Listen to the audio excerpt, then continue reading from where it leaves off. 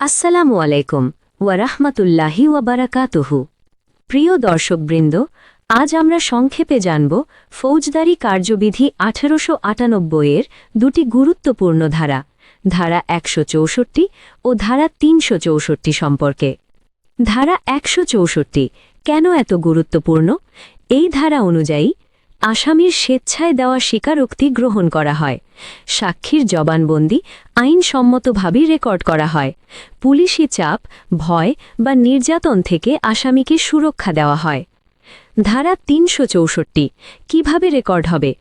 এই ধারা বলে দেয় ম্যাজিস্ট্রেট কিভাবে লিখিতভাবে স্বীকারোক্তি ও জবানবন্দি নেবেন, কোন ভাষায় কি পদ্ধতিতে নথিভুক্ত হবে, যাতে ন্যায় বিচার থাকে স্বচ্ছ ও নির্ভরযোগ্য। কেন জানা জরুরি? কারণ এই দুই ধারা নাগরিকের আইনি অধিকার রক্ষা করে এবং বিচার ব্যবস্থাকে সঠিক পথে রাখে। আইন জানুন, অধিকার বুঝুন। ভিডিওটি উপকারী মনে হলে লাইক দিন, শেয়ার করুন আর সাবস্ক্রাইব করতে ভুলবেন না।